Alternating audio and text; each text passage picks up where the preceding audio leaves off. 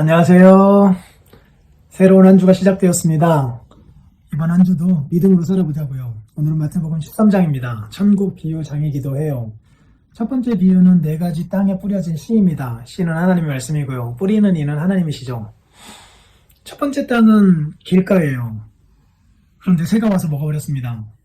두 번째 땅은 돌밭입니다. 큰 바위 위에 흙이 살짝 덜핀 땅이에요.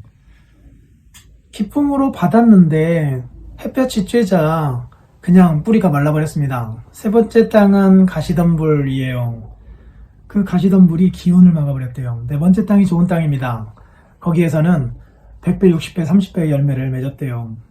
저자들은 그 비유의 내용이 무엇인지 잘 몰랐습니다. 예수님에게 설명을 요구하였죠.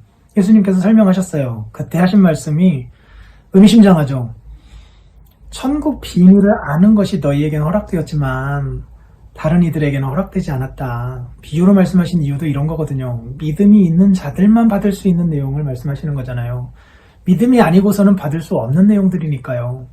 그런데 이 믿음을 가지고 하나님의 말씀을 받을 수 있는 이 복이 제자들에게 주어진 거죠. 그들이 그래서 복된 거예요. 그래서 있는 자는 받아 넉넉하게 되고 없는 자는 있는 것도 빼앗기게 된다. 그래서 내가 비유로 말하는 거다. 믿음을 갖고 있지 않는 자는 듣긴 들어도 그리고 보긴 보아도 결탄코 깨닫지 못하게 될 것이다. 그러나 너희 눈은 봄으로 너희 귀는 들음으로 복이 있는 거다. 우리가 그런 복의 소유자들 되었어요. 하나님이 이런 복을 우리에게 주지 않았으면 복음이 우리에게 전파될 때에 받을 수가 없어요. 거기에 반응할 수가 없단 말이에요. 하나님 주신 은혜다라고 생각하고 감사하게 생각하는 한 주 되시길 바라고, 거기에 대해서 예수님이 해석을 해주시죠. 길가에 뿌려진 것은 말씀을 듣기만 하고 받질 않은 거죠. 그랬더니 악한 자가 와서 가져가 버린 겁니다. 그리고 돌밭에 뿌린 씨는 그 밭이 기쁨으로 받았다라고 표현하고 있어요. 의미심장합니다. 아주 좋아서 받았어요. 그런데 환란이 오고 박해가 오자 뿌리가 타버렸어요. 세 번째 그 사람을 위해서는 씨가 뿌려졌는데 그 사람들이 기운을 막아요. 이생의 염려, 재물의 유혹 같은 것들이 기운을 막아가지고 거를 못하게 해요. 그래서 결국 결실하지 못합니다. 그러면 옥토에 뿌려진 그 씨는 어떻게 됐나요? 결실하잖아요. 그런데 옥토를 뭐라고 표현하냐면 듣고 깨닫는 자다라고 말씀합니다. 이게 복이죠. 듣고 깨닫는 자.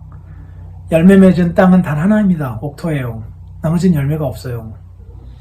그래서 여러 가지로 해석할 수 있지만 참된 그리스도인은 옥토 하나밖에 없어요.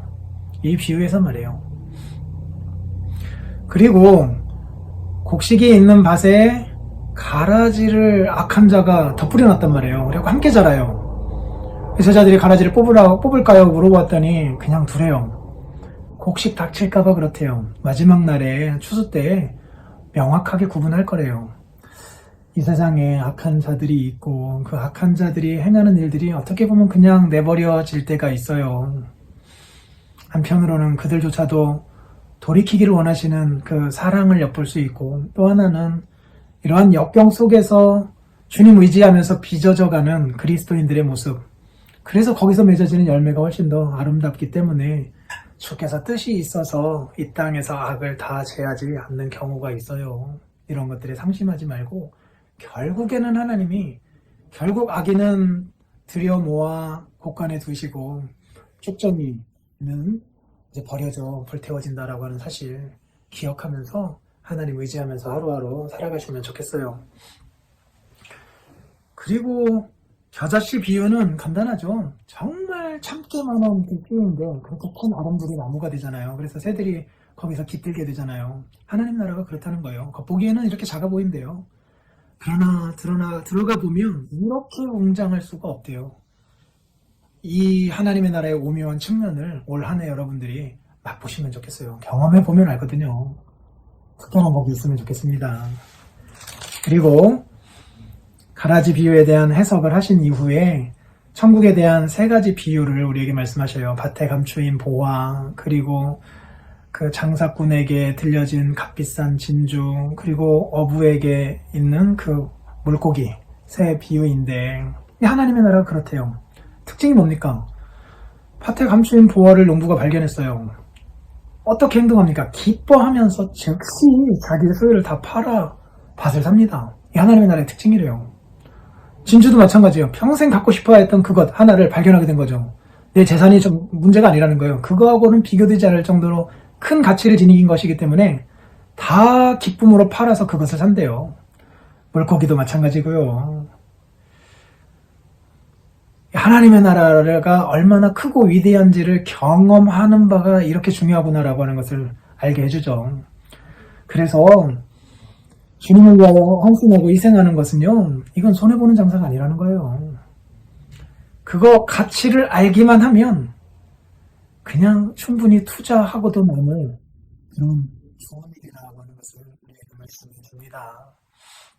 천국의 제자된 서기관들마다 옛 것과 새 것을 그 곳간에서 내오는 주인 같다.